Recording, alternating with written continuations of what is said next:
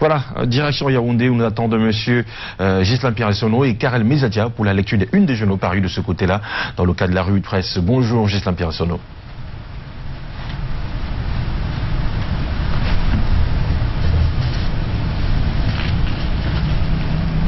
Voilà, bonjour à vous Thierry, bonjour également à Soflan. Nous sommes contents de vous accueillir ce matin dans la cité capitale, vous tous qui êtes chargés faute d'informations. Bienvenue donc à la revue de presse et ce matin comme d'habitude, et c'est un plaisir, je suis en compagnie de ma voisine du matin, Karel Mezadia. Bonjour Karel. Bonjour Ghislain Pierre-Essonneau, bonjour Soflan, bonjour à Thierry Carole, bonjour à tous ceux qui nous regardent au Cameroun, en Afrique et à travers le monde. Le Cameroun vient de franchir un palier important en ce qui concerne la couverture de santé universelle. Ça coûtera 1300 milliards de francs CFA. Cameroun Tribune en parle ce matin. 1300 milliards de francs CFA, c'est donc la somme d'argent qu'il faut au Cameroun pour la mise en place du système de couverture santé universelle. C'est ce qui ressort d'ailleurs des travaux de validation du système qui se sont tenus lundi dernier à Yaoundé, plutôt mardi. C'était justement dans la cité capitale. Cet argent, s'il est donc obtenu, servira au paquet de base de soins constitué de 185 interventions et 101 sous-interventions dans divers domaines de la médecine interne. Je cite Cameroun Tribune qui parlait de cette information ce matin et qui évoque notamment les domaines suivants: la chirurgie, la pédiatrie, l'otorino, la rhinologie et bien d'autres domaines de la santé encore. Et il faut également dire que cet argent n'est pas encore disponible. Il faudra aller le chercher là où il se trouve. Cameroun Tribune s'intéresse en outre à la lutte contre les changements climatiques. C'est naturellement en rapport au sommet de Paris. Et puis le journal évoque les engagements du dit sommet. Les chefs d'État et de gouvernement qui étaient présents du côté de Paris en France sont allés là-bas pour parler justement du financement de la recherche d'abord et ensuite du financement de la lutte contre le réchauffement climatique. L'Afrique par exemple a besoin de 44 millions d'euros. L'Europe s'est engagée à l'occasion de cette rencontre de mettre sur pied un fonds vert. Bill Gates a d'ailleurs fait savoir qu'il mettrait à disposition 300 millions d'euros en faveur des pays qui souffrent le plus des réchauffements climatiques. Et Paul Biya était bien là. Il a d'ailleurs pris part activement aux travaux, ainsi que l'indiquent les envoyés spéciaux de Cameroun Tribune. Le journal de l'anecdote en parle aussi. Ce hebdomadaire nous fait savoir que la planète va brûler. Le pyromane dans la lutte contre le réchauffement climatique, c'est le président américain Donald Trump. La France, quant à elle, joue le sapeur-pompier. Le Cameroun joue, lui, sa partition. Le pays de Paul Biya a participé à tous les sommets sur le sujet depuis 1992 à Rio jusqu'à Paris en 2017, en passant par l'adhésion aux conventions et protocoles qui ont été signés à l'occasion de cette lutte et qui sont relatifs donc au changement climatique. Une façon de marteler que le Cameroun a fait des questions de l'environnement, que dis-je, des questions de la protection de l'environnement une priorité.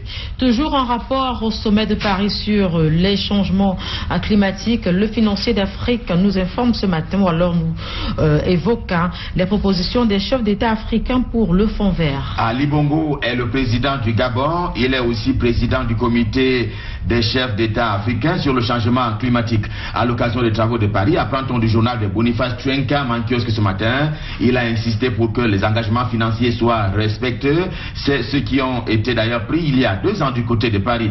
Il compte ainsi sur le monde entier pour que vive l'initiative africaine sur l'adaptation aux énergies renouvelables.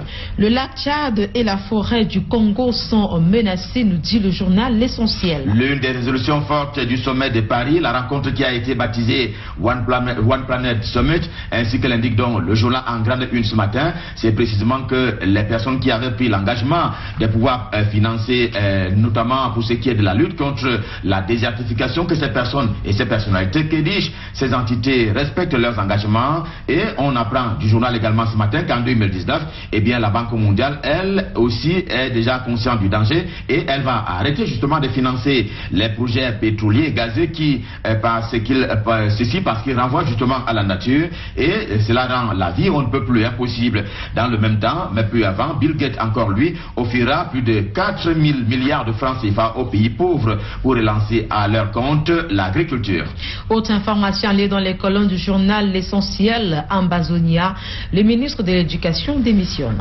Elle s'appelle Elisabeth Ambé, elle est enseignante à l'université de Massachusetts, c'est aux États-Unis d'Amérique. Elle avait été approchée et depuis elle fait office de ministre de l'Éducation au sein sein donc de cette république on ne peut plus virtuelle, j'ai nommé l'Ambazonia. Elle vient donc de jeter l'éponge. Elle a décidé de quitter le bateau, question de se consacrer aux activités naturellement d'enseignement. Elle l'a fait savoir par courrier à l'adresse de Ayoub Tabé, qui passe donc comme étant le président de cette organisation terroriste, ainsi qualifié par le président de la République.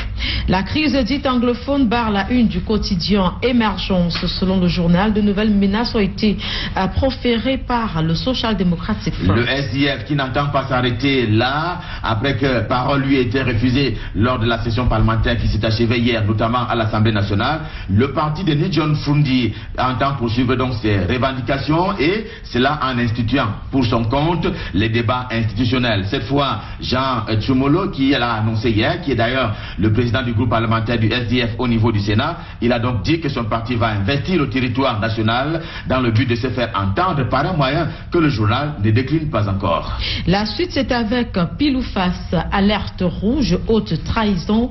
Les sécessionnistes tapis dans l'ombre au sein du régime, titre le journal à la une. Les deux principaux leaders du mouvement sécessionniste camerounais dans les deux régions dites anglophones que sont Ayoub Tabé et Abo Bala ne seraient-ils pas la face visible de l'iceberg? C'est une question qui est formulée par le journal, et il répond justement par l'affirmative en indiquant que d'autres commanditaires font partie, c'est lui qui le dit, du régime de Yaoundé, selon des pistes de complicité qu'il a donc imaginées. Le journal justement ce matin parle d'entretien établi de la rébellion, car pour ce faire, le mouvement sécessionniste en roue libre au Cameroun a besoin de beaucoup d'argent pour fonctionner, et il ne peut parvenir à cette fin-là que si le financement provient de l'intérieur du régime de Yaoundé.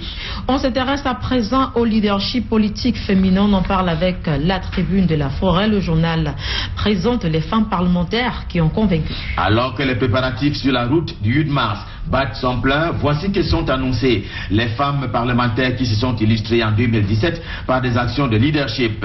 Cécile Epondofoula, ancienne journaliste de renom, a apporté des aides substantielles aux petits commerçants et même aux femmes du département de la Requier dans la région du centre. Aline Aboumofama a implémenté la ruelle politique dans la route Sanaga, c'est toujours dans la région du centre Cameroun, tout comme Marie-Rose Guiniefa a assisté les couches vulnérables dans la région, que dis-je, dans le département de la Mefouyakono. Ce matin, les 10 meilleures femmes parlementaires sont vues du journal en kiosque ce matin, qui en donne quelques éléments en termes d'appréciation.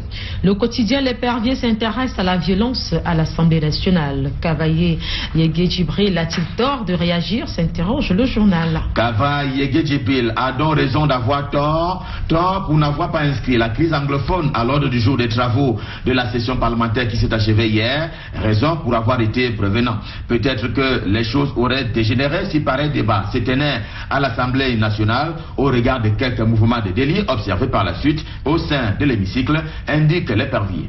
Le journal nous informe en outre que ça chauffe au chantier naval industriel du Cameroun. 272 employés bientôt à la porte, à en croire le quotidien L'Épervier. Si le maire de Bel-El, le maire donc Abba Aboubakar, le maire de Bel-El, a donc reçu un prix d'incarnation en termes de promotion de la morale publique, tel n'est pas le cas au chantier naval et industriel du Cameroun, et où la tension est montée d'un cran depuis justement qu'une menace de licenciement pèse sur 272 employés. Ceux-ci s'étaient d'ailleurs organisés en groupe pour dire leur ras-le-bol. Pour eux, 8 millions de francs CFA en termes de salaire du directeur général, que ces 8 millions sont aux antipodes de leurs conditions de vie et de travail.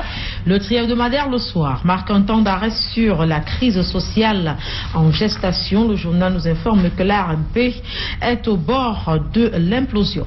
C'est le journal d'Amam Bienda qui le dit, à savoir que le climat n'est pas du tout bon de ce côté-là, du côté de l'agence de régulation des marchés publics dont le siège est à Yaoundé. L'ambiance n'est pas du tout de bon enfant. Joseph Ngoz, le directeur général de cette agence, n'aurait pas un œil grand ouvert sur le sujet. Lequel sujet se rapporte notamment aux cotisations, pensions, CNPS, notamment des employés de la boîte. Le directeur des affaires générales de la présidence de la République a été percuté par un véhicule. Et Mutation, le quotidien Mutation de Georges Alain à Boyomo, qui en parle ce matin, nous dit ce qui est arrivé au DAG. Ezana Mahamat est donc le directeur des affaires générales de la présidence de la République. Selon le quotidien à capitaux privés Mutation édition de ce jeudi, eh bien, il est en l'état actuel des choses entre la vie et la mort, après avoir été percuté hier par un camion transportant des bouteilles de gaz et domestiques. Il était alors 5 heures à Yaoundé. Le directeur des affaires générales de la présidence de la République effectuait des exercices physiques comme traditionnellement d'ailleurs. Pour l'heure, il est sous soins intensifs. C'est au centre hospitalier de la Caisse nationale de prévoyance sociale, c'est à Yaoundé. La suite, c'est avec Sud Info Plus au menu réforme du ministère des Transports. Dans ce journal, le chef de ce département, Edgar Alem Bongo, a rassuré le Parlement. Il était face aux députés. Dans le cadre du grand oral, j'ai nommé les questions orales des députés camerounais à l'adresse des membres du gouvernement, les ministres. Il s'en sort avec la mention très bien et obtient l'onction des élus de la nation pour numériser les auto-écoles en 2018. Et ce sera l'un des grands chantiers du ministère en charge des transports, dont Edgar Alem Bongo a la charge. We move to something else with the Median. New general manager of CHPH, who is Oki Johnson Ndo, one of the newspaper. Oki Johnson Ndo est depuis sorti de l'ombre, depuis qu'il a été désigné depuis quelques jours maintenant, directeur général de la CSPH, la Caisse de stabilisation des prix des hydrocarbures. Ce matin, il est encore mis en vitrine par le journal The Median, qui dresse un peu son portrait robot. Il est du département du coupé Manungumba, c'est dans la région du sud-ouest camerounais, et on lui reconnaît les qualités d'homme on ne peut plus posé et rigoureux. C'est un portrait géant que propose dans le journal en kiosque ce matin. Un autre portrait géant dressé cette fois-ci par le journal La Tornade, c'est celui de Martin Bagagele, délégué général à la Sûreté nationale. Si un Camerounais vous dit pourquoi, sachez qu'il fait allusion à Martin Bagagele, le délégué général à la Sûreté nationale, que les suspects et les policiers ont appris à aimer, et pour cause, il a su réinventer la police camerounaise par la détermination et les décisions courageuses, affectives, humanistes, mais rationnelles. Ce sont là les qualités, quelques-unes qui sont relevées par le journal ce matin, et c'est à la faveur du délégué général à la Sûreté nationale. La suite, c'est avec Génération Libre, et c'est une interrogation qui barre la une du journal de François Fogno-Fotso. Gérontocratie au Cameroun, pourquoi la retraite fait peur? Justement, Karel, tout à l'heure, on disait pourquoi, justement pourquoi la retraite fait-elle peur au Cameroun et aux Camerounais, au point où des personnes censées se reposer depuis 4, 5, voire 10 ans ou plus sont toujours en poste, notamment dans les administrations publiques et parapubliques au Cameroun, au mépris d'ailleurs de la réglementation en vigueur. Peut-être faut-il avoir Dengale Bibert Ernest, qui est donc actuellement ministre en charge des enseignements secondaires. Peut-être faut-il avoir donc Dengale Bibert à la tête de tous les départements ministériels pour faire respecter la norme en la matière. La suite, c'est en santé. Le journal Notre Santé s'intéresse à la vaccination. L'hebdomadaire d'Irène Sidonie Diaboun nous dit pourquoi la pénurie du BCG persiste. Une préoccupation. Pourquoi le circuit d'approvisionnement des vaccins connaît-il souvent des tensions au Cameroun? Question à 0 francs que se pose Notre Santé dans son édition de ce jeudi. Cette question est d'ailleurs reposée, que dis-je, ce matin au ministre André Mama Fouda de la Santé publique, qui a constaté le fait lui-même avant donc d'assurer et de rassurer les malades. Dans le même sens, annonce Notre Santé, Paul Biya, le chef de l'État camerounais, a décidé d'une allocation d'1 milliard de francs CFA pour mettre donc fin à la pénurie du BCG. Et c'est une information qui donne de la gaieté au cœur, notamment à l'adresse des malades et des tout petits. Et avec elle, stop fin pour la revue de presse Média Yaoundé édition de ce jeudi. Le dernier rendez-vous de la semaine, c'est demain. Nous serons là pour vous servir, toujours le cœur enflammé de joie. D'ici à là, passez d'excellents moments, toujours en compagnie de nos programmes, ceux de Canal 2 International. Je m'en vais souhaiter une excellente journée de travail, cette fois à ma voisine du matin, Karel Mezatia. Merci GPE, excellente journée de travail à vous également, ainsi qu'à tous ceux qui nous regardent de manière fidèle au quotidien. Rendez-vous demain, même heure, toujours en direct des studios de Yaoundé. À vous, Soflan et Thierry Carole, je vous souhaite également de passer une excellente journée de travail. Au plaisir, bien sûr, de vous retrouver demain. Merci beaucoup, Karel Vezati Atioya. Merci, Gislan Pierre-Sono. À demain pour la dernière revue de presse de la semaine. Nous allons continuer à Douala avec Monsieur Michael Tipkio. Bonjour. Bonjour, Soflan. Vous allez bien ce matin, Michael? Très bien ce matin. Bonjour Thierry. Bonjour Michael. Allez, on va démarrer. On va démarrer, Michael, si vous n'y voyez pas d'inconvénient, avec la nouvelle expression. Oui, la nouvelle expression qui reparle de la crise anglophone ce matin avec le dialogue inclusif prôné par plusieurs depuis le début de celle-ci pour résoudre cette question. Le président de la République lui-même a parlé de dialogue. Des partis politiques de l'opposition proposent le dialogue, la société civile, le dialogue, des leaders religieux, le dialogue également, et même la communauté internationale propose le dialogue. Mais pourquoi n'y arrive-t-on pas jusqu'ici, s'interroge la nouvelle expression qui se demande si le président de la République redoute justement ce dialogue. Lui qui en 1991, au fort de la crise que traversait le Cameroun avec les villes mortes, avait plutôt privilégié le dialogue à lieu et place d'une conférence nationale souveraine, d'une conférence nationale justement qui était appelée par tous les partis politiques de l'opposition, le chef de l'État qui avait d'ailleurs lancé que le dialogue, ou bien que la concertation nationale, la conférence nationale, pardon, était sans objet. Edmond Kangia retrace justement ces événements de 1991 avec les événements du 31 octobre au 13 novembre 91 justement au Palais des Congrès de Yaoundé avec la tripartite justement qui s'était tenue en lieu et place de cette conférence nationale souveraine déclarée sans objet par le président de la République. Privilégions le dialogue sur l'intransigeance, a également lancé le chef de l'État. La rencontre tripartite de 91 justement allait se dérouler par la suite du 31 octobre au 13 novembre 91 au Palais des Congrès de Yaoundé, qui avait quand même réussi à sortir le pays de la crise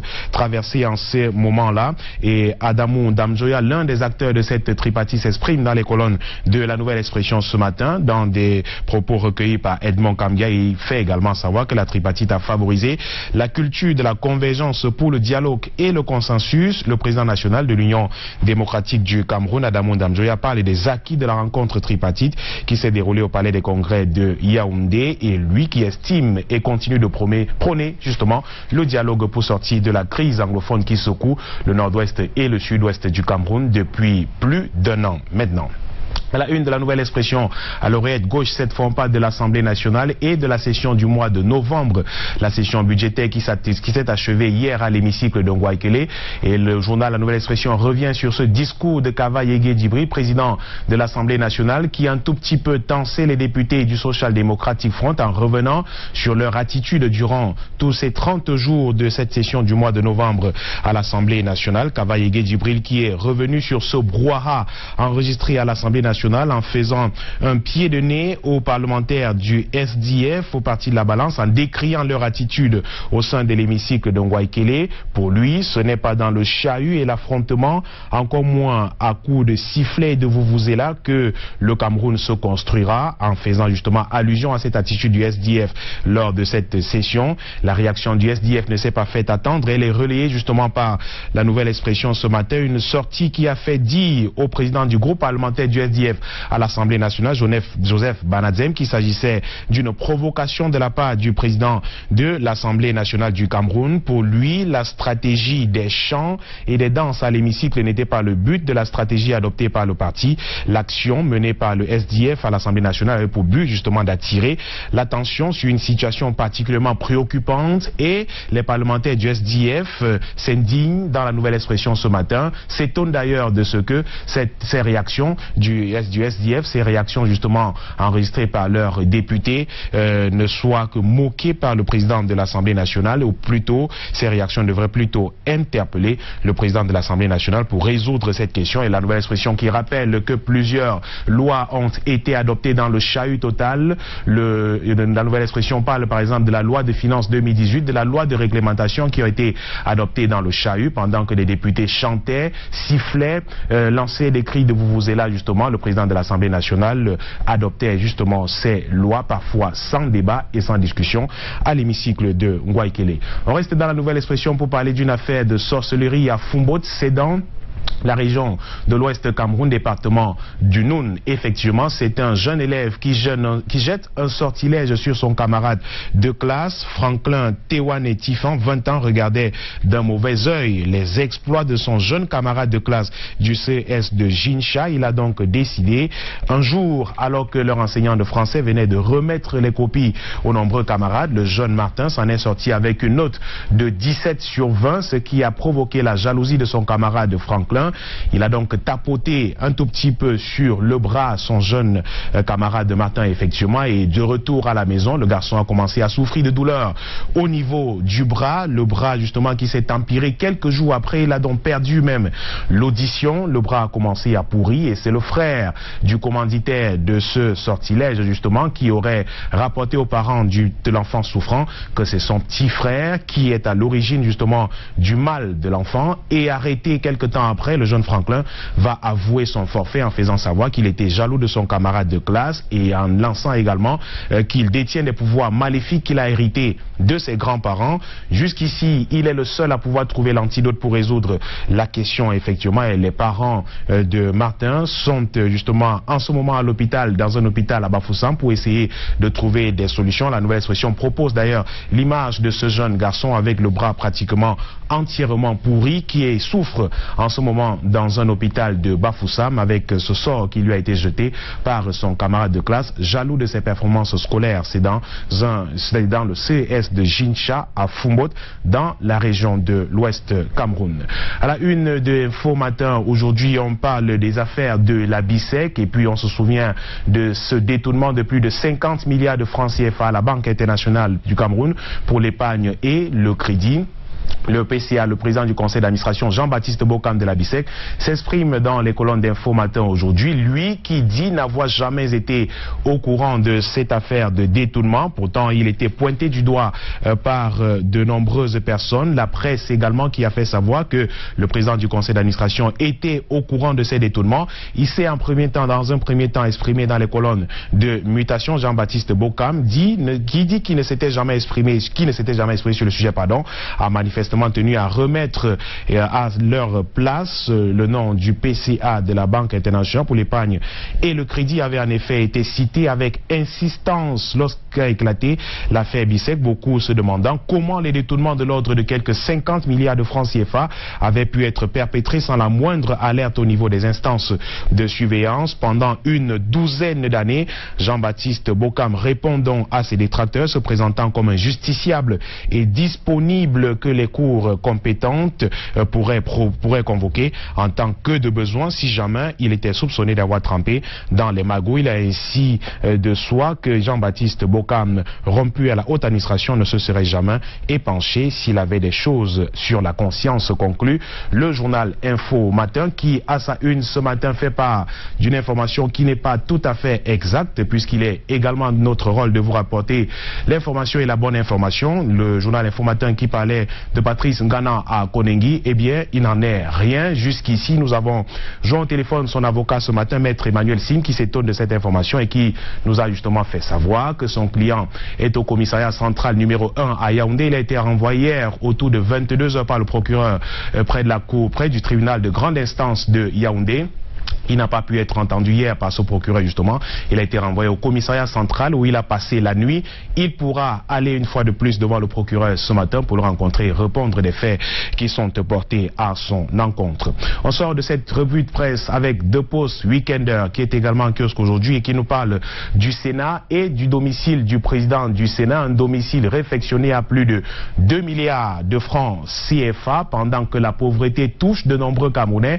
2 milliards de francs CFA pour réfectionner le domicile de fonction du président du Sénat, lui qui a justement intégré ce domicile il y a quelques temps seulement, alors que depuis qu'il a été nommé président du Sénat, qu'il a été élu nommé président du Sénat effectivement par le président de la République, il vivait dans son domicile privé. 2 milliards donc pour réfectionner ce domicile, un fait décrié par De Post Weekender qui est en kiosque aujourd'hui et qui revient sur cette sortie de l'honorable Tomaino Damzoya, député de l'Union démocratique du Cameroun, et qui s'insurge contre le fait qu'elle a été refusé d'accès à l'hôtel des députés pour une conférence ou alors pour un café politique avec des journalistes du club politique du Cameroun. Elle qui s'étonne de la réaction du président de l'Assemblée nationale Kavaï Yégué Djibril, le journal de Post Weekender, qui dit également ce matin que le président de la République n'a pas grandement montré sa sympathie à l'endroit des personnes torturées et même tuées dans les régions du sud-ouest et du nord-ouest du Cameroun dans le cadre de la crise anglophone qui secoue ces deux régions depuis quelques quelque temps maintenant. Et c'est avec deux postes